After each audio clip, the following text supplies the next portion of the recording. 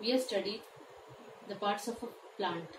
The most attractive parts of a plant is the flower. You might have admired flower for its fragrance, color and shape.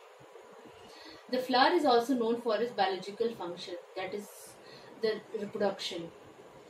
So the flower is the reproductive organ of a plant. So today we will study about the parts of a flower.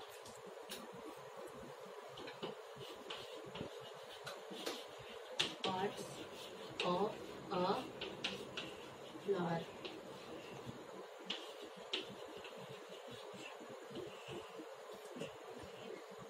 I have prepared a chart for you.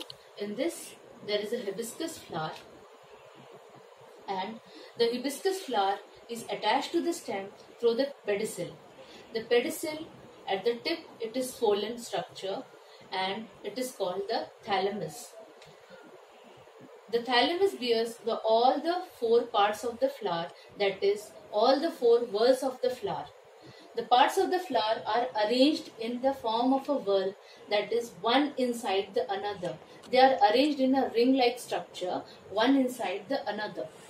The outermost whorl of the flower is called calyx.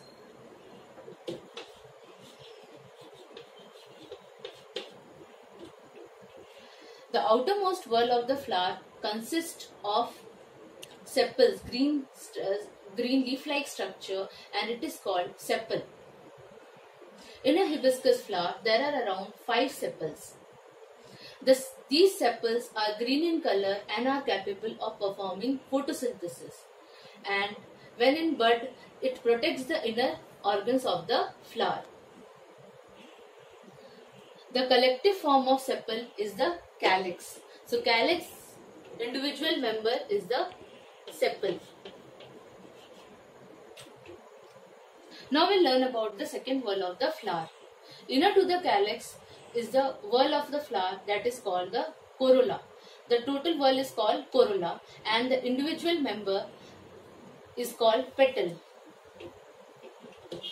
So corolla, we have the whorl called corolla, and the individual member is called petal. So several petals are arranged in a whorl, in a circle, and they form the corolla. These petals are brightly colored so as to attract insects for pollination. They also have a sweet fragrance. These petals, when in the bud stage, they protect the inner organs of the flower, that is the inner two parts of the flower, that is the androecium and the gynoecium. Now we will study about the third part of the flower, that is the androecium. Third whorl of the flower, that is the androecium.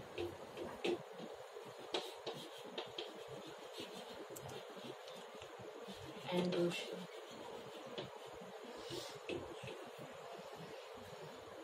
The whorl consists of many individual stamens. You can see this yellow color stamens arising from here. These stamens I have drawn individually for you, and it consists of two parts, that is the upper part is called the anther, and the thread-like structure, slender thread-like structure, is called the filament. The anther is a sac-like structure which has two lobes. This is one lobe and this is one lobe, and each lobe is divided into two pollen sacs. You can see these two pollen sacs here. That is total, there are 4 pollen sacs. Each pollen sacs contain pollen grains inside them, and these are the male gametes of the flower. This is all about androecium, and the member of androecium is stamen. That is the male reproductive part. Now inner to androecium, that is the innermost whorl of the flower, is the gynoecium, and it consists of several pistils. The pistil individually I have drawn for you. Here is the pistil. It is inside the flower, the innermost whorl, and it consists of 3 parts: stigma, style and ovary. Right, gynoecium. Gynoecium is the innermost whorl and it consists of pistil. This is the female reproductive part, and the female reproductive part is divided into three parts, that is stigma, style and ovary.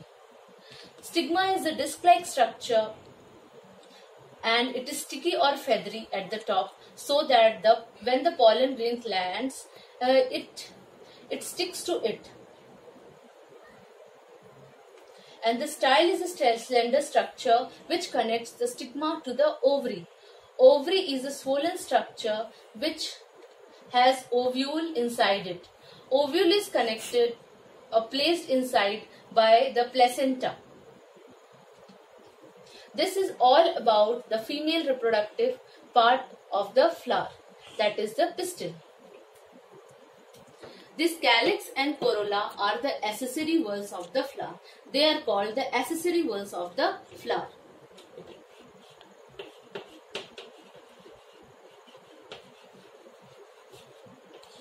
Accessory whorls of a flower.